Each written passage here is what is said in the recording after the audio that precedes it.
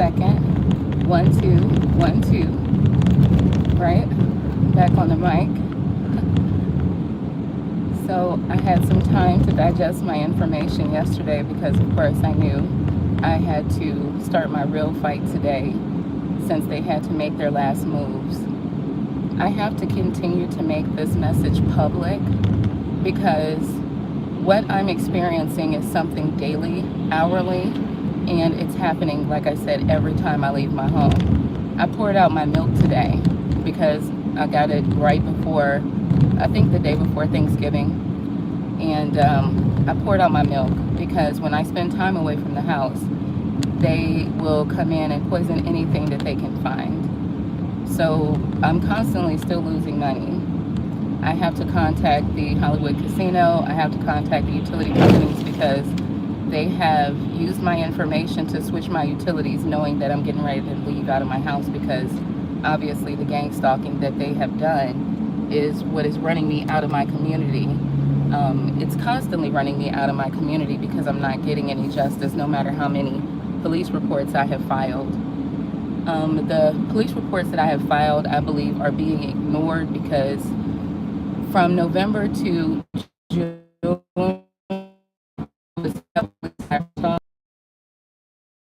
I didn't think that it was me because it was through YouTube.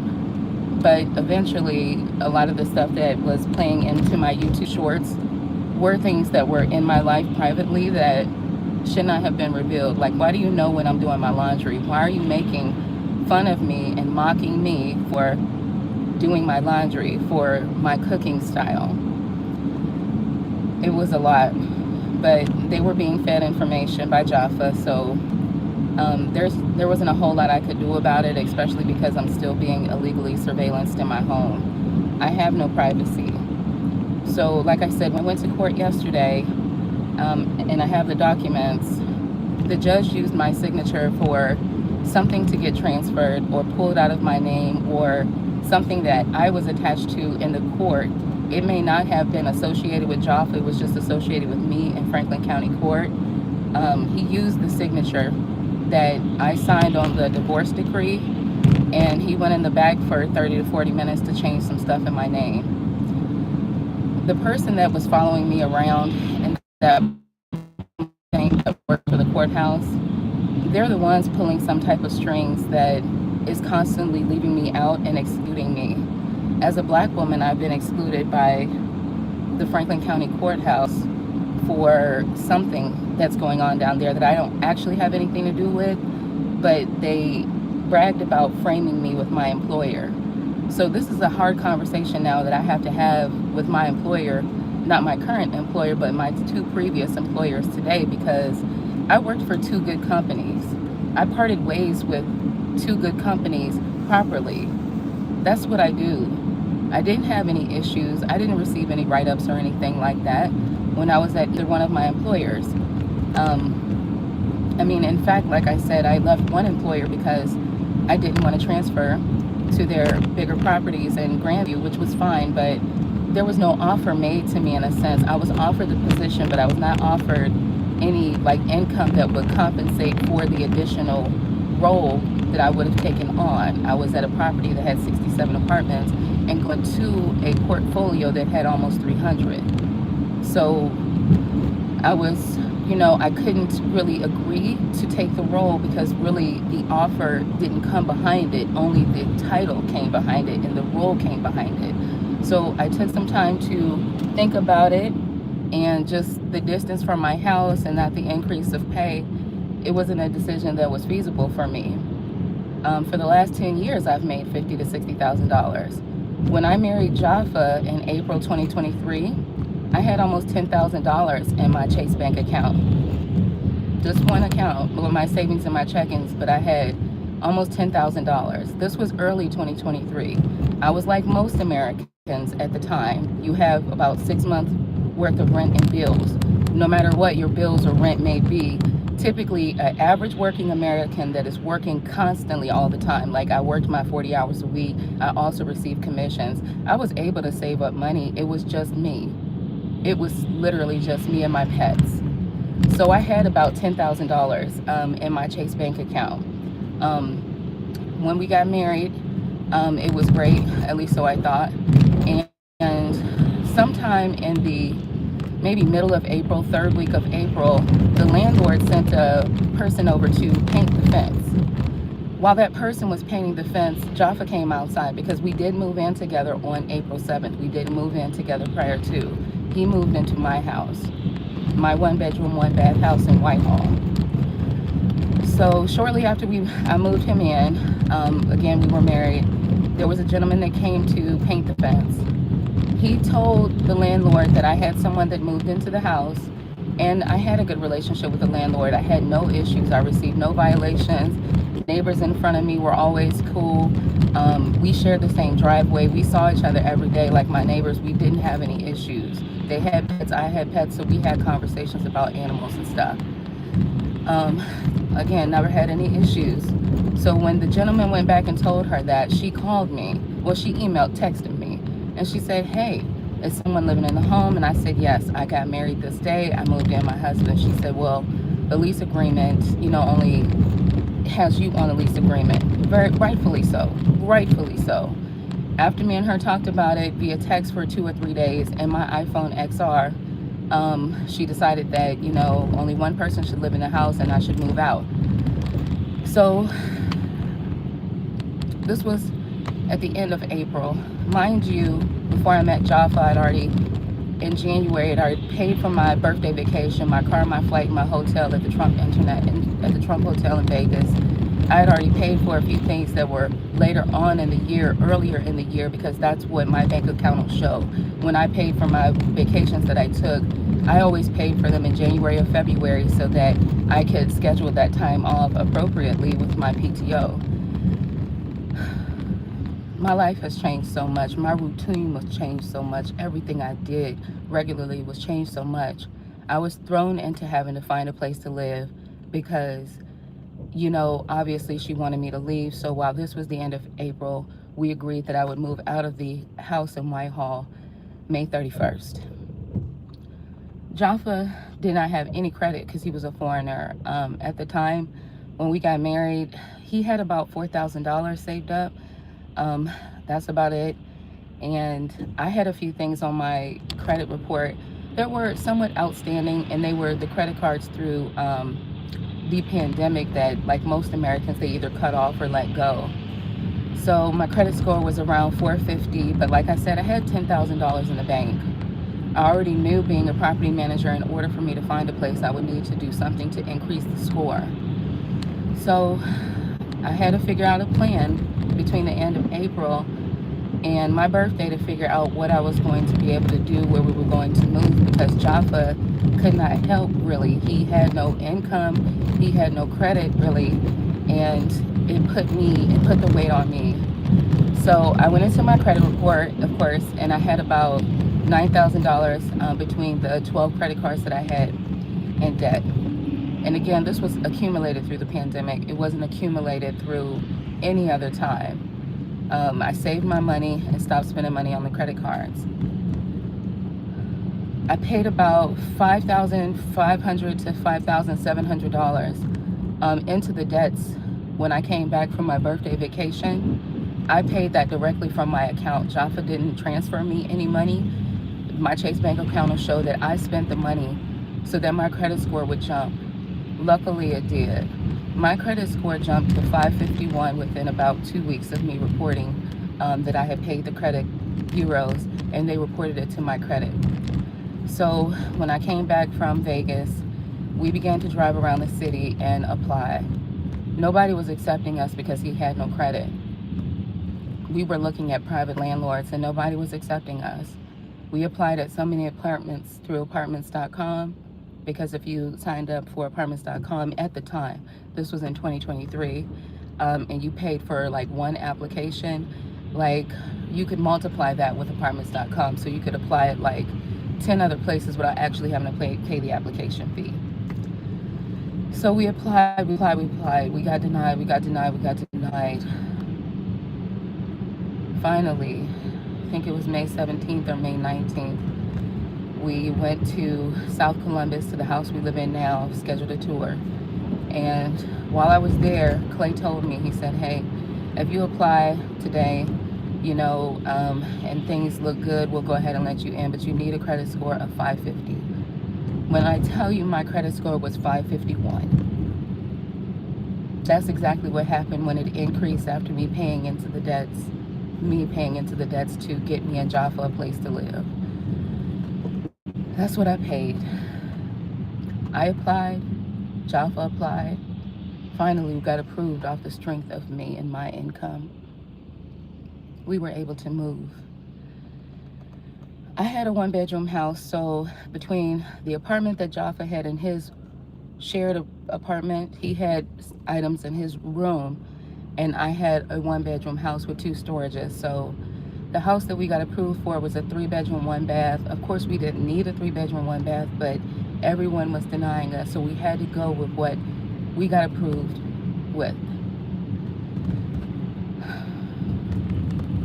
With that being said, I needed a bigger couch as well, so I went to the place on Morse Road, American Freight.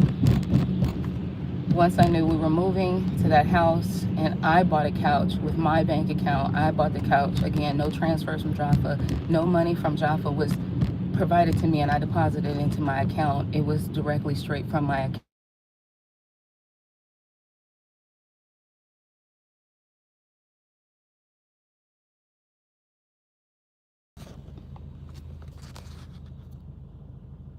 Okay, it's back.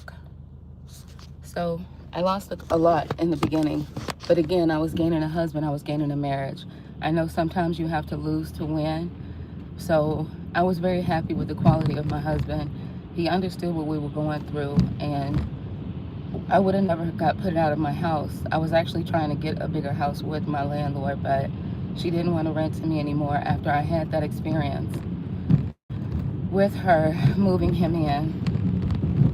So I lost a lot, but like I said, I was gaining a marriage. I know that not all marriages are based off of money. You can't just marry people for money. So I really took care of us a lot in the beginning because, again, he was a mechanic. And about a month after we moved, he lost his job. So he had to go look for work. He ended up at a few tire shops in between. But he did pay half of the bills, and I continued to pay half of the bills from the time that we moved to our house on Parsons. And we paid half the bills together until July of last year. After July of last year, he took over the bills, and he also took over my car insurance. Things were going well. In my mind, things were going well because I saw him be successful. I continued to work and be successful, and I became, part of a bigger company than what I had ever been a part of in property management with the job that I gained during our marriage. It was for my merit that I gained that position. It's not because I smile and, oh, I make people feel happy. It's because I did the work. I have the skills to do the work. There was a lot of jealousy that Jaffa had behind closed doors from me that I wasn't aware of. I was just being helpful and loving in the marriage, and I paid the price for that. So like I said, today starts the real work. While I was married to Jaffa, I couldn't do too much, especially because I was being cyber stalked by these individuals who were basically stating Jaffa gave them everything. When they knew that, me and Jaffa would have arguments because they had these recording devices in the house and they were mirroring my phone, which they still are, they can get ahead of all my conversations that I have in private or anything else. They can also mock conversations that I have and also use my phone as if it's me making decisions and things like that, or sending text messages and emails. This kind of exposure that invaded my privacy for the last 2-3 years is not something I'm used to because I use my phone for work, so it would have exposed private conversations that I would have been having with coworkers about work or about tenants, anything like that. I had apps downloaded on my phone that I used for work, and all of that was exposed. Whatever they did through this fraud and this forgery, they bragged about it and berated me about it. from December through April. I filed police reports, but they were not looked into. Even down to, like I said yesterday when I went to court, things are still being manipulated in my name using my signatures. I mean, there was no reason for the judge to have whiteout on my divorce decree.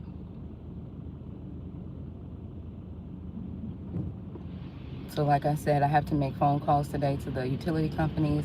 I'll go down to AEP Energy with my ID to make sure that whoever switched my energy account from AEP Ohio to AEP Energy is removed, because there's no point for that. Like, there was no point for that. Because I got a call from ODJFS on a Sunday, which is weird. I have nothing to do with ODJFS, but there's somebody that works there that reached out to me. I now have to call ODJFS and figure out what information of mine was used to do something there. So I have to add that to my job responsibilities today for my personal life, not for my employer. So I will continue to go live. I'll continue to make posts. I'm going to make posts on LinkedIn today based on what happened yesterday in court, based on the one-way marriage I was put in, based on everything that I lost because I didn't actually get a single document in regards to Jaffa. He was totally protected while I was left to be the villain and villainized. People were following me, yelling at their steering wheels. People were following me, making gestures at my car. People were following me, like, to the point where they were on the tail of my car. This is how I was able to get people's license plates and things like that. Because they're listening, they know I'm recording them and taking pictures of them following me. A lot of the cars have hid their plates. Well, I can't park right here right now. A lot of the cars have hid their plates or taken their plates off their car, so that I can only get the make and model of the car now instead of the license plate number.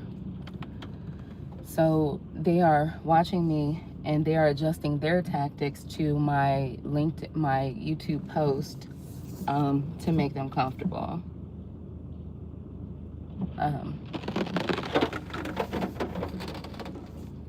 Get over here.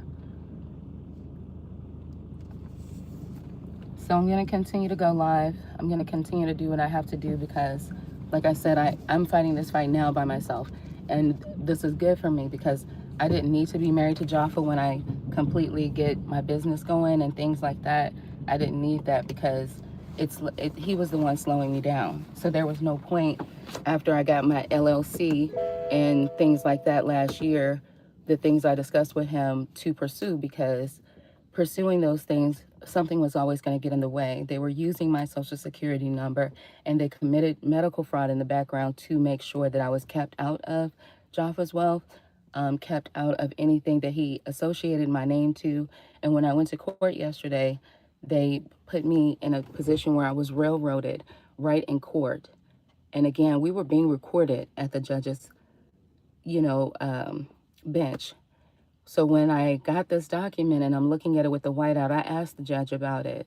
It's not fair and equal what I'm experiencing as a Black woman in America. I've done nothing wrong. I've done nothing wrong, and I demand justice. I demand to know why these people are able to use my information when none of this has ever happened before. I've never done anything to damage my name. Never. Why would I do that?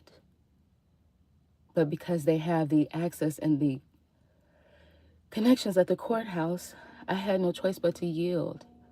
There were people specifically in the courtroom to make sure that they could use my signature for whatever other documents in another case involving another judge. These things come to me instantly because this was placed before me. This is not something made up. This is placed before me. I don't have a choice. I don't have a choice. I was left with no choices yesterday. When they used my signature after I signed the decree in the mediation room, like I said, they went in the back for 30 to 40 minutes to make their adjustments. So I'll just file another grievance today.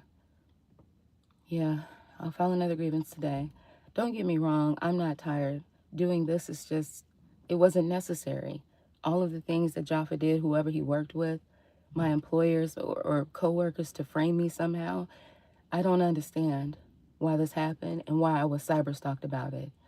I gave the courts proof and I gave the police proof about my gang stalking with the names of these people, the times and places of these people stalking me, and the nasty things that they said that they were doing to me in my home, my car, my pets.